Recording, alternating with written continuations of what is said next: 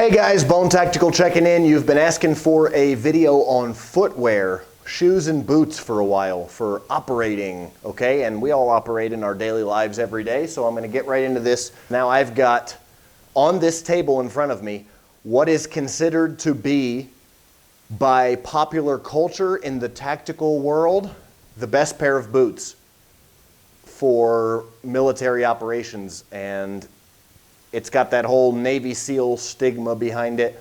Basically, all you got to do is write Navy SEAL in the title or related to your product, and it's going to sell, because unfortunately, it's just how it is. People in general are kind of ignorant. Not you guys, definitely not my followers. I know that you guys are not in that category. But we're going to talk about today those boots, and I'm going to tell you why they're the worst boots that I've ever seen, probably the worst boots ever made, designed, or produced. I'm also going to show you what the best boots I've ever used are, and it's probably a brand that you never would have thought. But I'm going to get right into it now, guys. Let me start with the worst and end with the best.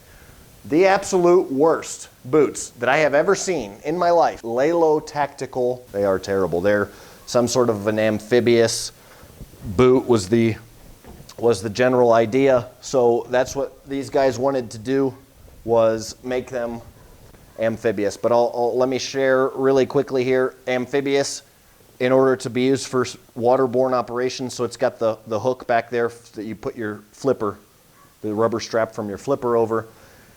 Now I wore these one time. Actually, I broke them in working out with them for like a month. And when I was a strength and conditioning coach at the University of Utah, then I did a 30-mile ruck with them, and up and down Kings Peak, which is the highest mountain in Utah, and my feet almost fell off, okay? It destroyed my feet. Why is that?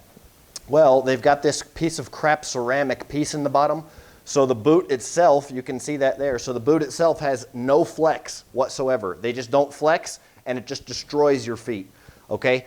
They're not necessarily that tough. They're not, the grip pattern on the bottom sucks.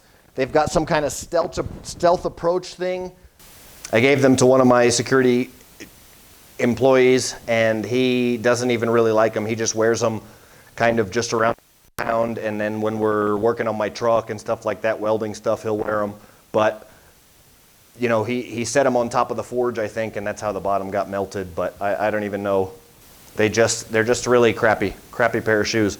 Other than that major design flaw in the bottom, if they would have made some sort of sole of the shoe that was able to flex a little bit, and if they would have made the inside a little bit more ergonomic, then it could have been a great boot. The idea was there, but it's one of the highest priced boots and one of the worst boots that I've ever seen. Now, moving right along, I'm going to talk about what I wear almost every day.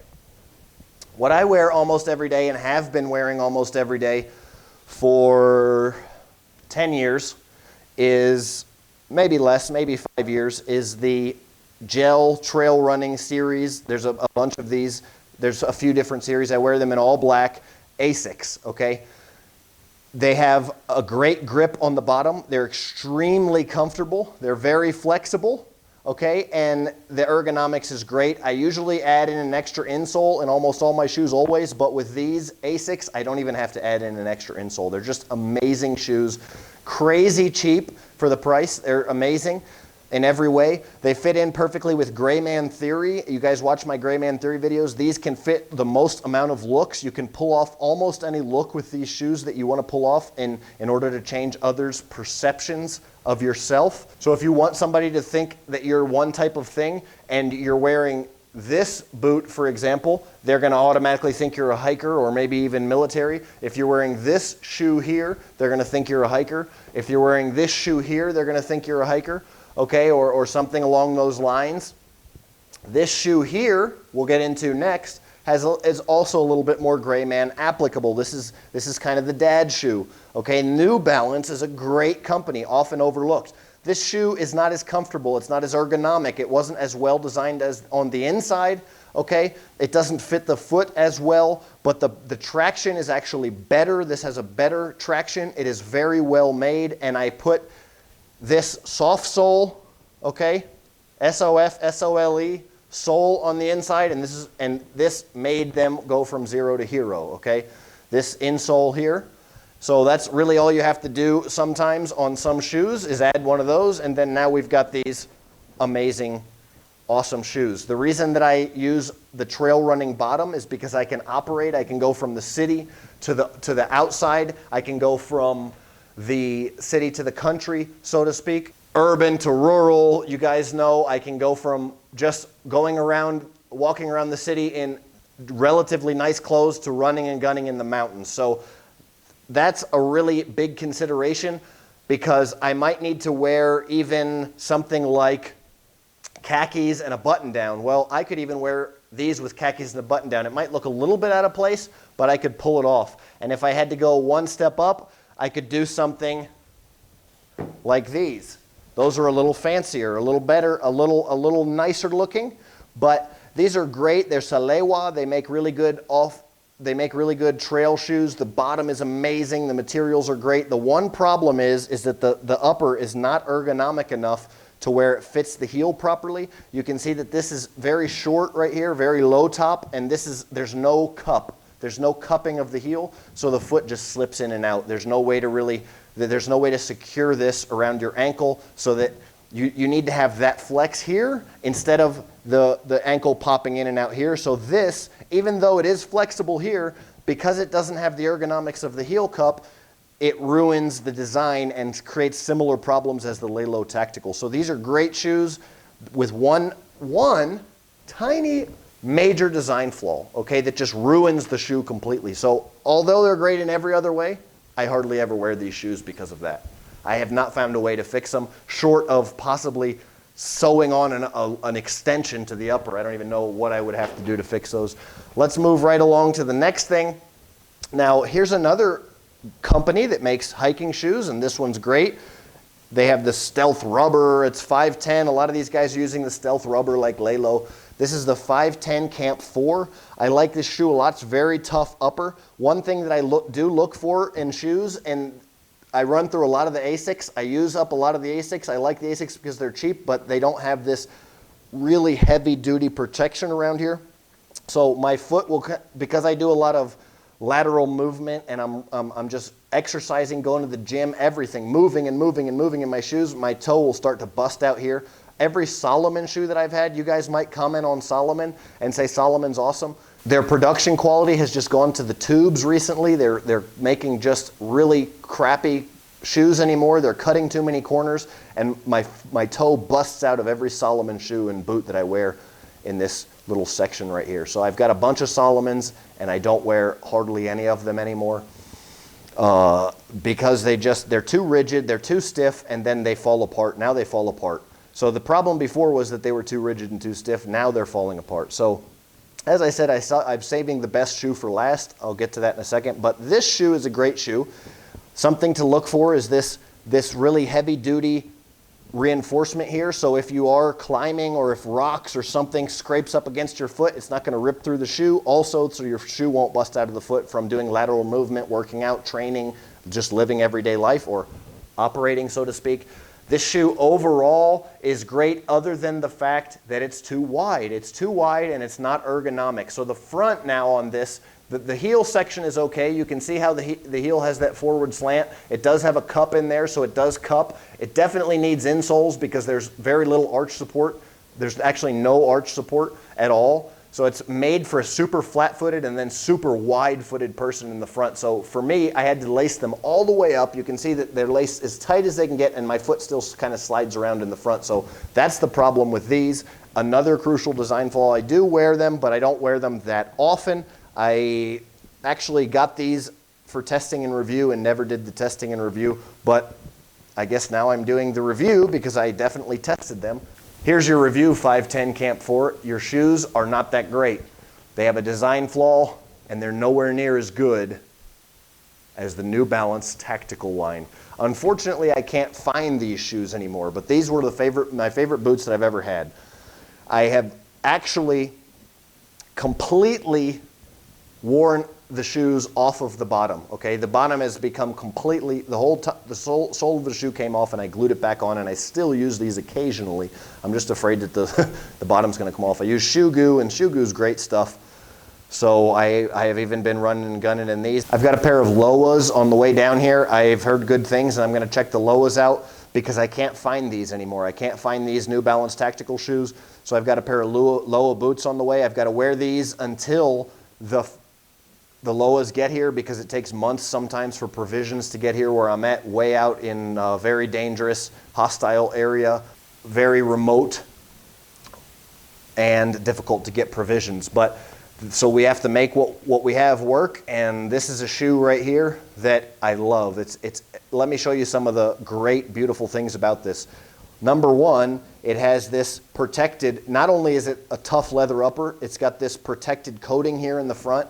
It has breathability in all the right areas, so it's squishy and it conforms to your foot, and very, very light. All great things. It's got these heavy-duty eyelets, another beautiful thing.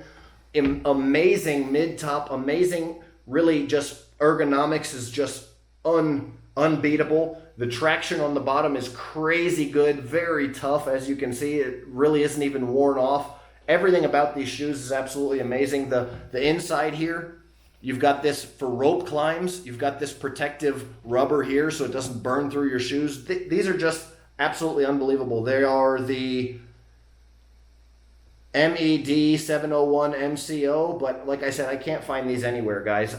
If you can find these, send me a link. It's got the protection back here. Just amazing shoe, guys. Lightweight, ergonomic, tough, everything you want from a shoe, and really just for operating. Guys, I've been in some of the nastiest, worst conditions imaginable with these shoes, and they just really are tough, awesome shoes. So again, I can't just give an overall recommendation of what to buy. I can tell you what not to buy. Don't buy into the gimmicks. Don't buy those Lelo tactical shoes. They're crap. Everybody in the tactical industry, all the magazines and cool guys are putting them on their channels.